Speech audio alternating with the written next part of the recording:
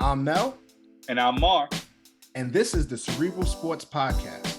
On the Cerebral Sports Podcast, we champion the mental development, wellness, and health of athletes, big, small, professional, and amateur.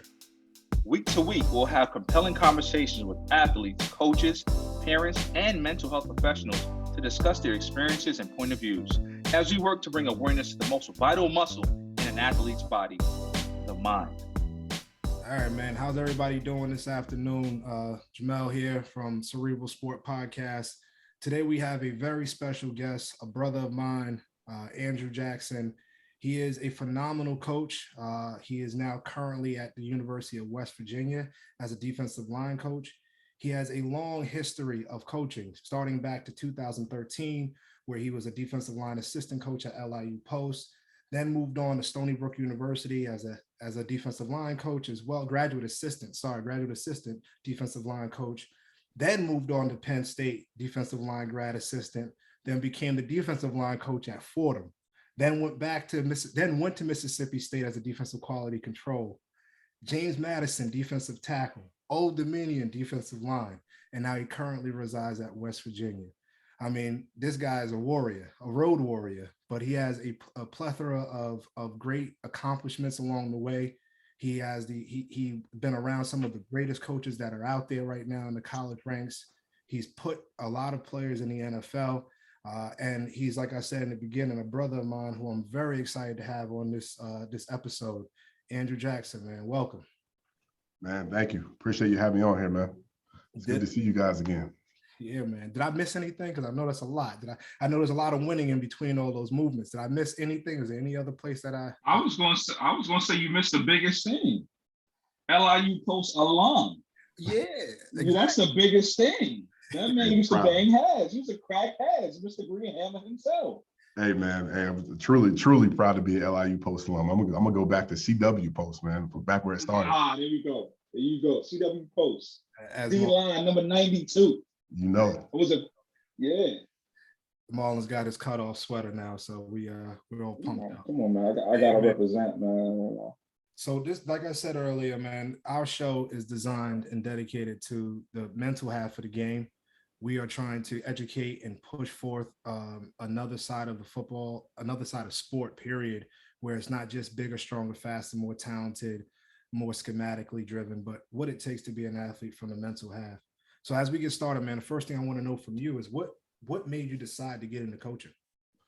Honestly, I wanted to be a school teacher, and it kind of right when I graduated, things kind of got weird with retirements, and I couldn't really find a job. So Coach Collins offered me a position to come back and get my master's degree, and kind of work just in the athletic office. And then I was sitting up there, and Coach Gill's like, you're not gonna help with the football team, you're not gonna go out there and help coach the guys. So I'm like, me personally, I really wanted nothing to do with kind of coaching. I just like the teaching aspect.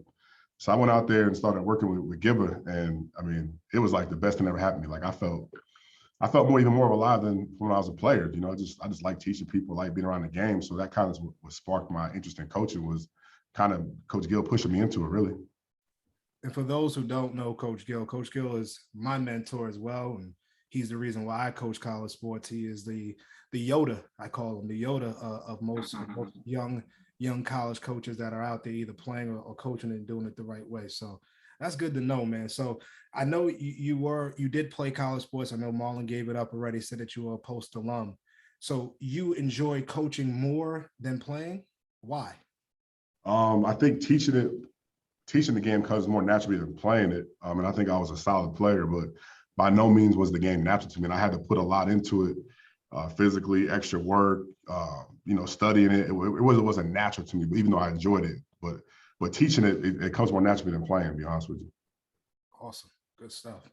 Good. Wow. Yeah, that's a word right there, man. And I think that goes for a lot of coaches and a lot of people. Some of the best coaches, is something that they really have a passion and naturally akin to is the teaching aspect opposed to, like I say this all the time, I had math teachers who obviously were amazing at math. They knew math, but they could not teach it. Teaching is an art. So clearly you have a knack for that art. Your resume speaks for itself. And kudos to Coach Gill, man, for pushing you into that space. Shout out to Coach Phil. He would say that he is the architect of my social life because I got muscles after working out with him. I went from being just a fat kid, a fat blob, as he would call me. But man, that's amazing. So, what would you say the difference is in how you have to prepare being a coach versus being a player? I think you don't need to know everything to be a good coach. I think that's where a lot of coaches fall short. But you have to be able to think on your feet, and you have to be able to make adjustments. I think is the biggest thing. I know Jamel's a head coach, and it's like, when things aren't going right or you're having a different situation, you have to come up with answers kind of quickly. And I think that's the biggest thing from playing the coaching is I got to know what all four of my defensive linemen are doing, as well as kind of the structure of the whole defense. And that's when you're playing, you just got to really do your job, right? Okay. All right. So I'm gonna ask you this big moment. It's fourth quarter. You're a D lineman. It's fourth down. Seconds left. You get a stop. You win the game. Would you prefer to be in that spot on the field or on the sideline as a coach? I definitely on the field for that big stop, making the play. I mean, I think we all still dream about making that game-winning play or seeing ourselves in that Sports Center like highlight. But it is good. I wake up better. My body feels much better watching them living vicariously through these dudes now, though. Yeah. All right. So here's the question I have. So we've seen college sports, especially football, evolve over the years, bigger, stronger, faster. We've seen all types of sports scientists come into the building, and they start to do things with different programs for lifting and different instruments, right? Technology to kind of see if the kids are resting properly, if they're eating the proper foods, how that's responding to their body, et cetera. What have you seen at the level that you are right now when it comes to the kids' mental health? Have you seen them bring in sports psychologists, or do they have different things that they do with the athletes? And if you have, what does it look like every day, like an everyday interaction with them? Well, the best situation I've actually been a part of has been here. We have a sports psychologist, Dr. Adrian Ferreira. He's a talented young brother. I think he does a good job with the mindfulness aspect of it by allowing these kids to take a mental break, allowing them to put themselves in a space where the stress doesn't get totally attached to them. I think it's really good that they've also made it part of it, like in a group setting, and then definitely there's a confidentiality piece of it because it is a medical thing, so you can go meet in private, and then just offering that safe space to kind of get stuff off your chest, as well as providing, we have a Fellowship of Christian Athletes, which I think is great if you want to take it from the religious side of it. And then again, there's all different type of, even with recovery, there's yoga, there's saltwater baths, there's light beds, and even different kind of sensory stuff within the physical side of it to kind of relax the body and the mind. But this definitely set up here has definitely been the biggest step forward in that vein. And I think doing a good job here of it. Now, do you find that the players are interested in it, or do you find that the players are taking to having that extra layer of support for the mental health, or are they like more, toughen up, don't worry about it, we can do that later? What's the response there at West Virginia with the sports psychologist?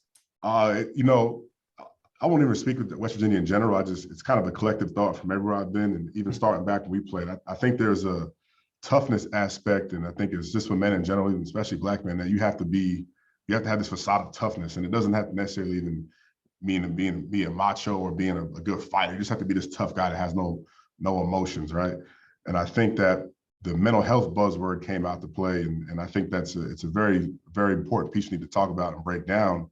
But people just started saying my mental health and not really understand what they were saying, So I think the ability to have these kids step back and not be under such tremendous stress all the time and be able to just enjoy things in the moment, I think is the biggest step that people are making in sports. And that, yeah, it's 100%. This is serious. This is life-changing.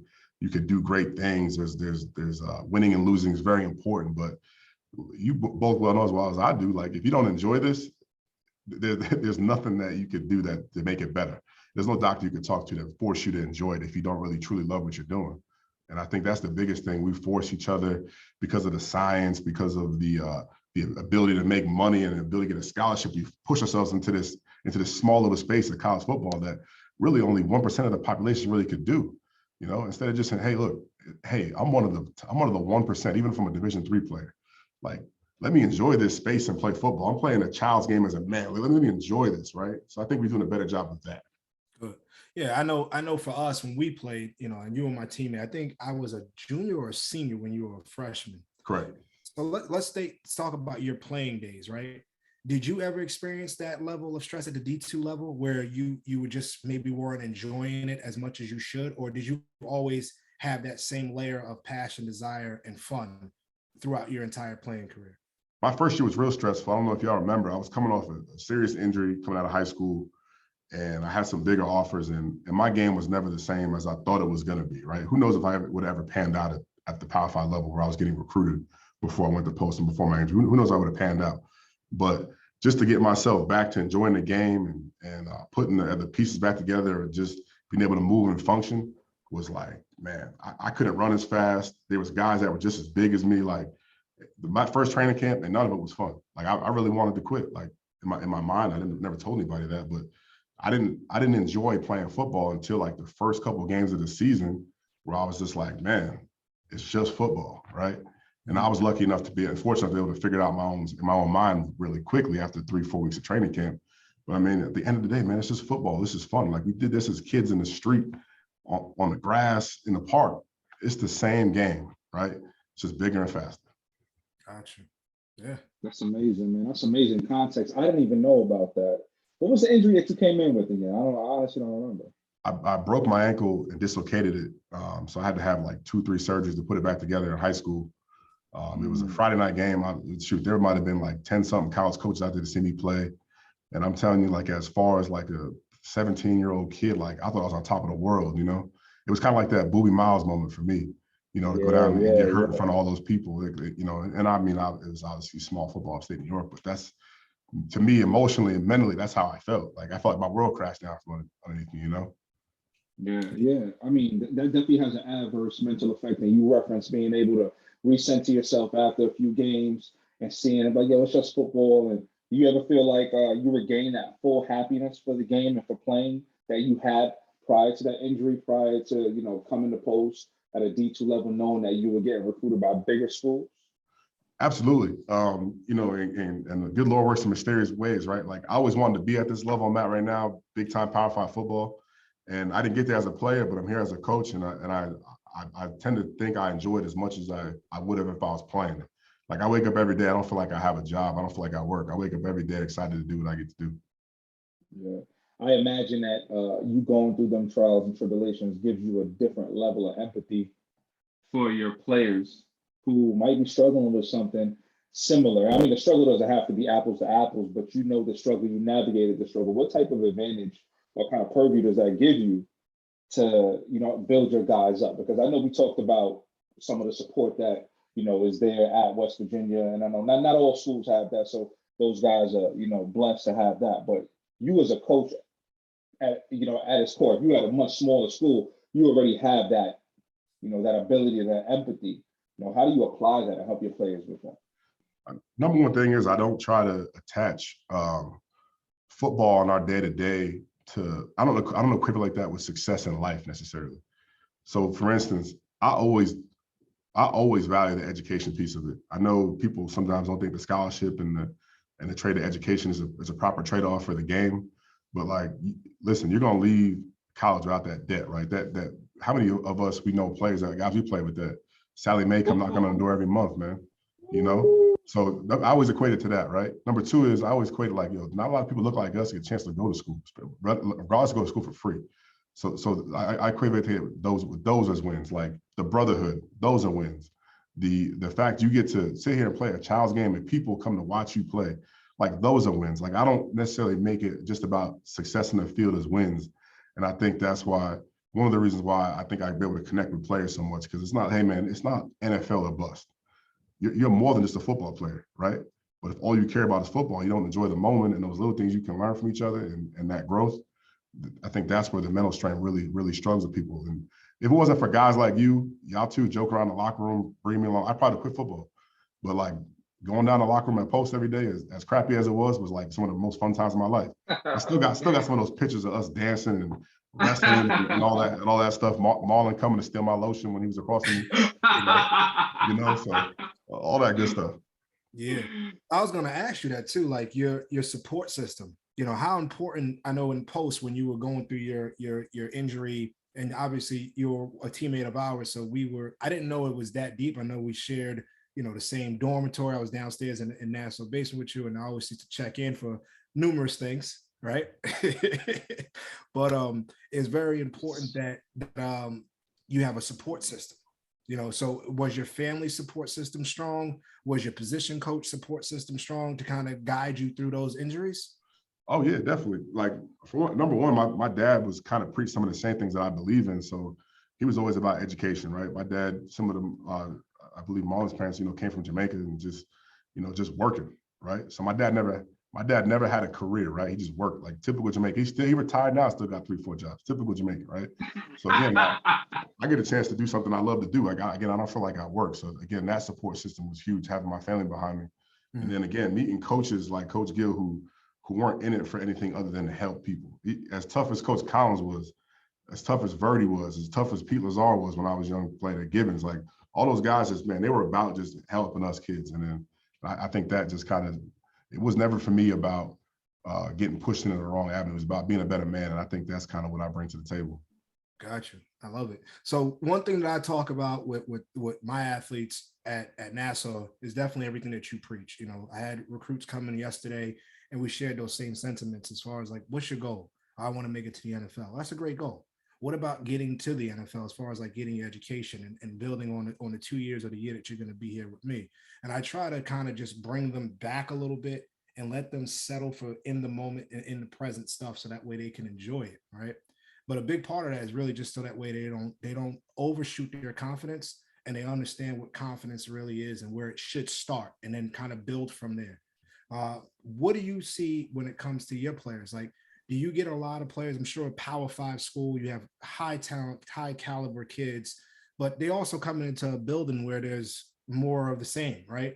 Do you see a lot of kids come in, from the recruits, from going and seeing them high confidence and then getting there at West Virginia, maybe the first few weeks of camp, you see their confidence kind of shift?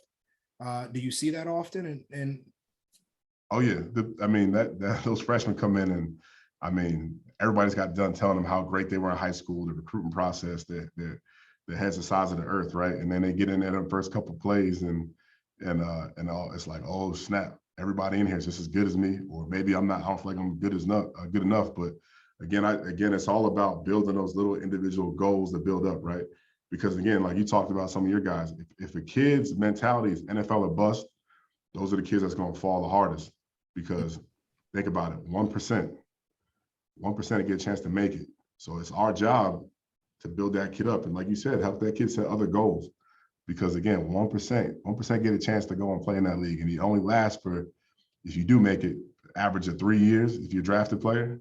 Mm-hmm. So again, that building up that support system, building up that kid's worth, right? You're worth more than a football player, right? But as Jamel, you can't just tell that kid he can't go to the league, right? He'll never trust you, right? His confidence. So it's up to us to build things around him. Hey, what do you like to do in your major? What do you like to do in your spare time? What do you want to be when you retire playing football? Shape it like that. That's the biggest way I try to shape it. It's like, all right, you play your 4 years. What do you want to do? All right, so that's what we're working on in the classroom and outside the field. One thing I will share with you too is there are two different styles of confidence for me, right? There's performance confidence and there's outcome confidence, right? The outcome confidence rolls in when you say, hey, I made it to the NFL, or hey, I made it to West Virginia, or hey, I made it to, we won the game, right? All the outcomes. Mm-hmm. And the performance confidence, that's kind of what you're talking about, right? How we are, what your true abilities are, what your skill set is. How can you build on your skill sets? How can you build on those talents? Those are the things that you should be leaning on, right? And then letting the outcome confidence take care of itself, right? And if the outcome confidence doesn't come out, then you go back. This is what I tell my players. We go back and we look at our performance and see exactly what we can do within our everyday to build off of it so that we stay solid. It's a really good thing to use because you can lower your performance or raise your performance, and you can control that as a person. But as the outcome comes, that's it is what it is at the end of everything being done, right? So that's just a little gem that I like to share with my players, and I definitely want to pass that along to you and anybody else that's listening. It's good stuff. Yeah, that's absolutely amazing, man. Andrew, you talked about what you want to do, as far as degree or in the classroom outside of just the NFL, and Man, you got 3 master's degrees. Correct me if I'm wrong. 3 master's degrees. Yes, sir. Can I get one of them? All right. Because I mean, that's impressive, man. And kudos to you, bro. That is absolutely impressive. How does that help you get credibility or gain credibility with your players for them to be in that classroom? Because we know we done seen it. We done seen guys come to school and then you see them one year and the next year you don't. It's like peekaboo because they don't want to go to class. Right. They don't want to do the academic portion of the commitment that they make to the school, and then they end up losing everything, football and the academics. You got a bachelor's degree and 3 master's degrees. Yeah. Right. I mean, that changes how you got to look at school and deal with your players when they following up in class. It's kind of the best thing that happened was the pandemic, right? For me, as far as being able to justify it. So during the pandemic, folks is marching on inequalities, opportunity, right? So when I was a GA, I had an opportunity to go to class, and I didn't have to finish all these degrees. I could have just went to class, got by, and was able to still work with the football team, make a little money. My dad was always pressing on school because, again, he never had a chance to really get a formal education. Again, he just worked. So that was the #1 motivation. But I always tell guys, people want to point out systemic racism. People want to point out lack of opportunities. Well, what kind of man am I as a Black man get a chance to go to school for free and not do my end of the deal? Like, who am I? Who am I to waste that opportunity, right? So I tell my guys the same thing. Like, if you weren't playing sports and you want a chance to go to school, coming where some of them come from, you'd have had to pay, or it'd have just been like, hey man, I'm enter the workforce. So you're gonna look people in the eyes, like people that fought for our education, Brown versus Board of Education, and you're gonna cite those things in something like a march in the pandemic, but you're not gonna go live it. Like, what kind of hypocrite are you, right? So that was one thing that helped me validate. Is like, man, we got opportunity, right? We were all fighting for this. We almost got reset back to coming out of slavery. It felt like coming through the pandemic. And you're not going to take advantage of a chance to go to school and better yourself, because nothing is more powerful than having knowledge, right? If you know what's going on and how to maneuver, there's nothing more powerful than that. So that's one thing that I just use to help validate myself. Like, hey man, who am I to turn down an opportunity to get an education? Indeed, man. If you could do it, they could do it, man. So that's great. Your experience brought you through many divisions of football. And, football players, the divisions are always a highlight of conversation. Oh, I played D1, I played D2, this and that. You played D2 ball, were recruited to play big D1 ball, but you had an injury, obviously. You coached D2, you coached D1 AA, you coached D1, big D1, Power 5. Do you see a difference in the mental aspect of players in the different divisions? Because this Cerebral Sports Podcast, we want to talk about the mind and how the mind and the body meet, right? Is there a difference in the mentality or the mental well-being, mental health, all 3 of those throughout the different divisions? I think at this level, Power 5, the top players, the guys that really have a chance, their ability to focus and take away from distractions are a little bit greater. And I think that's because of the level they're already on and the doorstep and the potential that they know they already have. But from an incoming freshman and a young guy, it's all the same. It's all the same. I just think those seniors that really want to prepare for the NFL are a different kind of focus. But that being said, is like when I was at Fordham and those guys could get a job at KPMG or one of those nice Fortune 500 companies, their focus towards academics was like that. So I think it's all relative. I just think people come in at different maturities and have to grow different levels, and that people's stresses are all different. It's really the exact same. I would just say, like, towards the finish of guys that are preparing to go to the draft, as opposed to guys that maybe are fighting for a pro day just because they think that's what they should do, leaving a lower level. The focus is much different. Gotcha. So interesting thing. So with their focus, right? And relating it to them moving on to the next level or moving on for their next career. How about when they're playing within their game, right? So let's talk about a guy that may not be performing to their abilities, right? How do you encourage them to level up their focus or refocus themselves in order to perform? Is there anything that you do from the coaching standpoint? Like if you have a guy that's in a slump, what do you do as a coach, as their position coach? What are some of your strategies? Well, first thing, I try to find the issue causing the for lack of a better term, the defect or what's going wrong, you know? Like, for instance, if it's a lack of confidence, I try to put them in situations to be confident. So how do I do that? I put them in places that their strengths could come out in. So if I got a guy that just can't make a play and he's a run stopper, I'm gonna put him in on a rundown, right? If I got a pass rusher, guy that's light, that doesn't have confidence in his strength yet, we'll put him in on pass downs. I think success is the biggest, breed of confidence, like you said. And then sometimes it's, hey, like, man, are you not getting enough sleep, right? Well, is it a problem where your mind's racing at night, or you out partying? You know what I'm saying? Or is it a technique issue, right? Technique issue falls solely back on me, like, get your technique right, you know. Strength issue, those come over time. So again, I just try to find the root of the problem so we can move forward.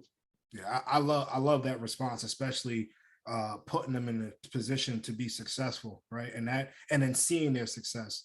One thing that we do at Nassau is that if we do the same thing, put them in positions to be successful, but then we also maybe bring up a highlight tape, right? And we pull out the huddle and we show, all right, this is you 2 weeks ago making this play. This is you 3 weeks ago making this play. So you can do it, right? And then we'll save it to their huddle. And then I'm like, yo, throughout your free time, watch it, right? Because we know, just like I do, even now, like I go on YouTube, take my name in sometimes, don't tell nobody. Uncle Rico, that's me. And I watch my highlights because it make me feel good, right? So yeah. You gotta want these kids. Mom, don't look at me like that. You know what I'm talking about. you know, sometimes these kids, they want to see, being able to see themselves repeat it and seeing themselves do it will definitely help bring up their confidence as well, man. So that's awesome to hear from the college standpoint. For everybody that's listening out there, man, there's a lot of things that you can do for your confidence. It's not just, oh, he lost his confidence and we don't know why. There's always a root to the cause, and there's always a solution to the problem, man. One of the biggest problems we all have is this thing, man. You know, at this level, talk about it. At this level, Twitter will hurt your feelings, and I think that might be the biggest discrepancy in all the levels, is that at 19 years old, there's folks out there that follow you and know everything about your life. Good, bad, negative, right, wrong, and different. Like, I think that's the biggest escape. D2, not so much, right? You're in a smaller space where you could turn it off. These kids now, I mean, their Twitter, their Instagram, I mean, they got true followings. Yeah, those schools, these Power 5 schools, the fan base is raucous. I mean, we talking about 48-year-old men calling the Paul Feinbaum show. Oh, ESPN going crazy talking about a 19-year-old, 20-year-old, 18-year-old kid. I mean, look, that pressure, that criticism, I know I couldn't handle it at that age. I wouldn't be able to keep social media. I couldn't do it. It's tough. I mean, it's honestly tough not to even my own self, not to go on there after a loss and see what they're saying about you. You know, it's hard. It's hard. And the more you put out there, the more they find out. Mm-hmm. But the more you put yourself out there, there's also more potential for gain too. So, right, it's a double-edged sword. Yeah. And y'all have been in the media industry. Y'all told me about the media industry from way back to campus Q&A. So, like, I mean, it's good. There's negatives and there's positives, right? It's a double-edged sword that we all have to navigate, because it's not going nowhere, right? Bezos is about to just buy Twitter, so I mean, it might might be cameras following us all around, you know. Yeah, very true. All right, so we're gonna talk. Well, we wanted to know your thoughts on NILs and NILs. I'm sorry, NIL. Sure. And the impact that they have on collegiate players, man. Like, first, can you tell us what it is? Because I mean, it's all over the media today, and we're not going to get into the nooks and crannies of that. Yeah. But I was even training one of my clients, and they were like, "What is it?" I had to Google it, like name, image, and likeness, right? But how does it work? How does it work for a player, and then how does that work for colleges and schools? So, I mean, there's new legislation coming out that I fully haven't been briefed on yet 100%. But again, it just allows the kids to use their name on the back of the jersey, pictures of themselves, to go out and go handle the endorsement side of the game. And, you know, this goes way back from the UCLA case. I can't remember the guy's name, drawing blanks on it. But again, and then guys not being able to get paid for being in that NCAA video game and things like that. And I'm totally for it. If a kid can make money on sponsorship and all that stuff, I think 100% they should be able to do that. Now, everybody, we all know at Post, we would not have made a dime, right? We wouldn't have made any money, right? Maybe, but if you would have had a YouTube channel, y'all back in the day, right? As far as promoting your campus Q&A, I mean, y'all could have had a crazy good following on YouTube. And it's unfortunate that was taken away from you because, again, it really had nothing to do with football, but the fact that y'all were football players, you should have used that platform, right? Mm-hmm. So again, I think it's something that the kids should be able to do. Now, it should be regulated. And I'm not smart enough, even with my master's degree, to tell you how it should be regulated. But I think it's the kids need protection because, again, a lot of these funds coming in are in cash. I'm not an accountant, but I mean, you got to pay Uncle Sam at the end of the year, right? Mm-hmm. And again, you know, young people with powerful amounts of cash, unregulated, I think is a little bit dangerous and sometimes could be considered a little irresponsible. So I think there needs to be some more rules put in place, but I'm all for it. I'm all for it. Guys be able to make money on their name. I mean, if you could tell me a kid can make $50,000 on top of his college scholarship, that's more than a lot of normal folks make. And shoot, might be a lot of money, more money than their parents make. So who am I to tell them they can't do that and take care of their folks? For sure, man. You over here talking about me stealing lotion. If we were in a position that you were making some NIL, man, I'm listening. AJ, man, I need some cash. You know what I mean? Let's talk. Right. You know what I'm saying? Can I get a week of lunch off campus? Like, can we talk? Correct. You know, the NIL, man, I think it's beautiful. I think this is a capitalistic economy in country. People should get paid if they're producing funds for others, right? They should get paid for it, right? There's a lot of money to go around. The top of the top are making an exorbitant amount percentage-wise, so them kids can make some cash. That's okay. How does it impact the rest of the team chemistry when you got a star player, you know, and he got an NIL deal for $2 million, and then you got another player on the team, maybe like a run stopping defensive lineman, and he has nothing. He plays, he got a scholarship, but he doesn't have anything. He doesn't have an NIL deal. How do you expect or foresee maneuvering that dichotomy moving forward? I think it's got to be regulated, just in the same vein where at least everybody gets a piece of the pie somehow, whether we make these kids employees or whatever, because we all know that everybody would have wanted to buy a Robbie Blount jersey, right? Now the next couple quarterbacks, you know, me as a nose guard, you know what I mean? Like, I might be a good player, but you're not hearing my name. And that happens in the professional leagues. But again, there's regulations, right? There's regulations on top of what the jersey sales, how that gets distributed, right? There's regulations on whether you're getting sponsored by the NFL through the league for a commercial or you're doing your own thing. I think it's all got to be some rules put to the game just so there's not that discrepancy. Because again, we're also talking about paying kids that we don't know if they're going to pan out, right? Talking about a kid coming out of high school, a senior, who knows, right? There's been a lot of top recruits that didn't make it. So all of a sudden you paying that dude $6 million or whatever these numbers are going out there.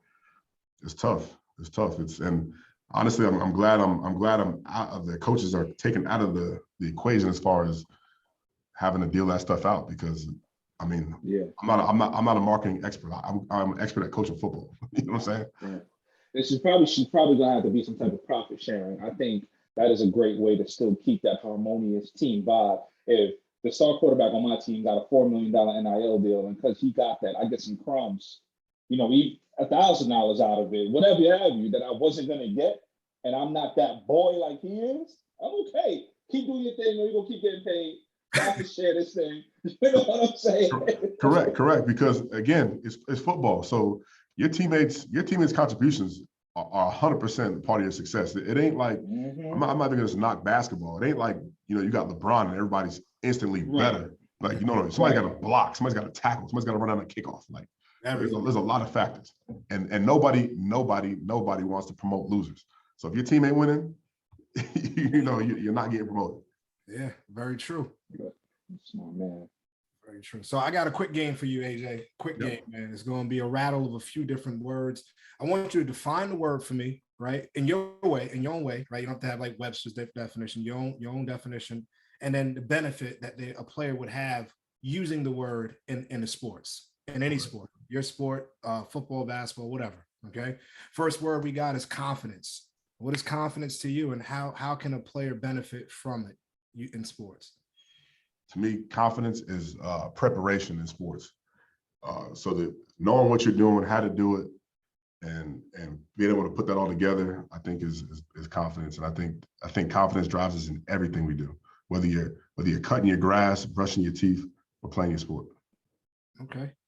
Focus. Ability to block out distractions. There's tons of distractions, positive and negative. Your mama could be a distraction, right? Yelling from you from the bench, right? You got to be able to block those things out and pay attention to the task at hand. Okay. Refocus. We're all going to fail. We're all going to get distracted. How quickly can you get back on track? Good answer. Anxiety. It's positive and it's negative, right? A little bit of anxiety make you write that paper faster, right? A little bit of anxiety will help push you and drive you, right? Too much anxiety would be a detriment, right? You got to balance it. Okay. Adrenaline. Chemical reaction to focus, baby.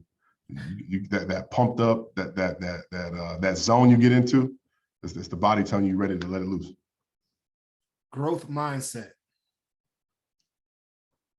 Ability to always push forward, right? You don't want to be complacent. Complacency will kill us all. Right now, there's a D-line coach that wants my job. There's an up and coming somebody that's going to be the next better than AJ D-line coach. I got to get better every day at my craft. Very good, man. That's all I got. Those are my definition words. I mean, you're knocking things out the park, baby. That's impressive, man. Smooth, impressive, man. This man is intelligente. That man is smart. Just listening to you speak, man, and you were always an intelligent dude. You were always well spoken. I could see the confidence just emanating from the screen, and I want to point that out and give you your flowers, man. Like, I could, as a coach, you seem like the type of coach that I would want to play for. Endless knowledge, empathy, relatable, So I want to give you flowers for that. And I could tell that you have garnered so much knowledge that is informing, the way you go about your daily activities, the way you go about your profession. The things that you know now, if you knew, right, at 18, if 18-year-old Andrew Jackson knew these things, how do you think your life would be different today? I don't think I would have made it.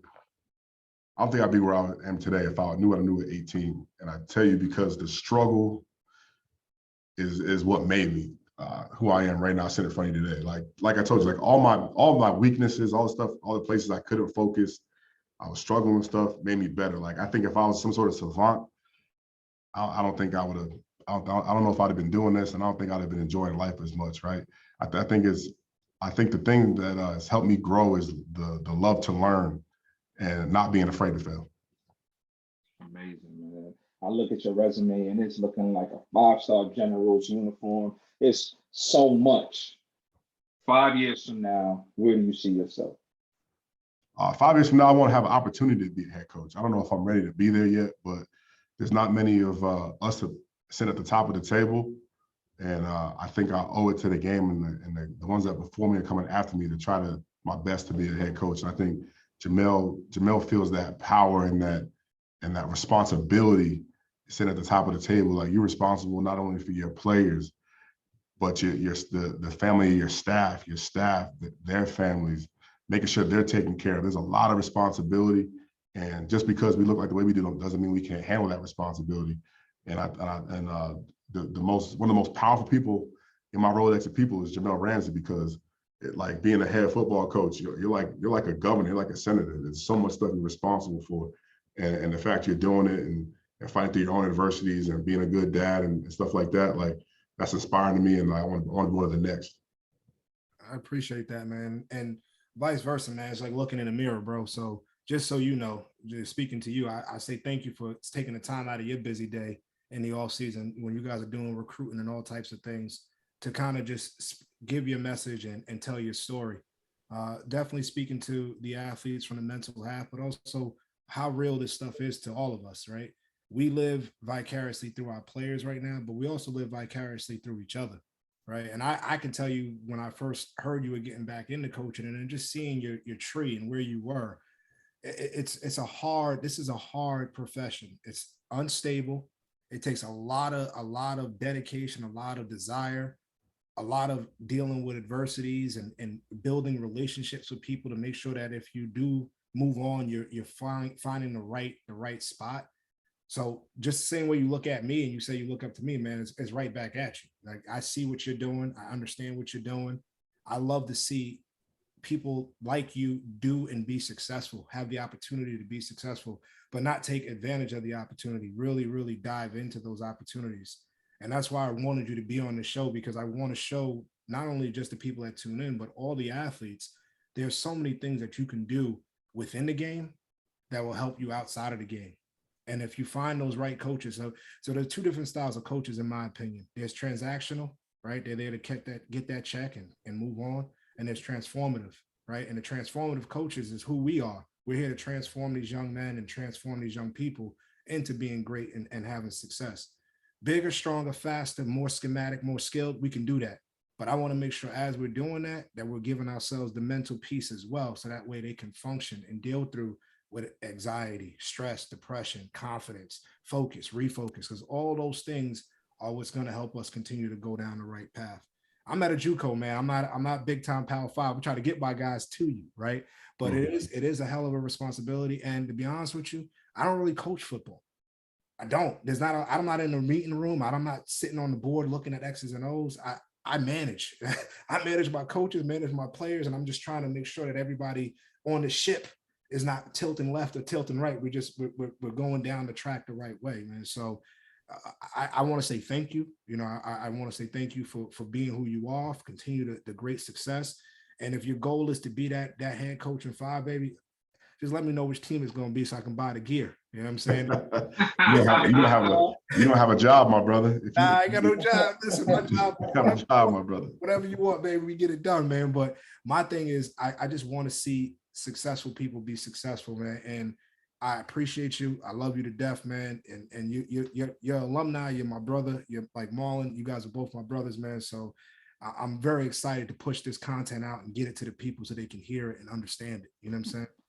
Definitely, man. Thanks for having me on. And y'all always do great work, man. People don't know, hopefully they do know, y'all been at this for a long time, man. From hauling those cameras around campus to all the content and stuff. Like, again, y'all were, this was destiny right here, man. This was built. So I'm appreciated to really be on the show, and anything I could do for y'all or anything, any other time you want me to come on or anything like that, I'm happy to be a part of it. I appreciate you, man. Thank you. Appreciate that, man. I just want to end with, Mel said it all, man. But one thing that Mel touched on just now, and I want to make sure that I, explain and point out transformative versus transactional. And I want to salute all of the transformative coaches out there, because the impact that they have on your life or on lives, I should say, are endless. And for me, Coach Gill was a transformative coach. He changed my life indefinitely. He changed the trajectory of my life. And I think about him all the time. He doesn't know that, but I think about him all the time.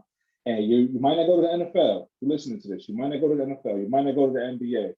But you find a transformative coach and you soak in the knowledge that he's given to you, because it's going to change your life for the better.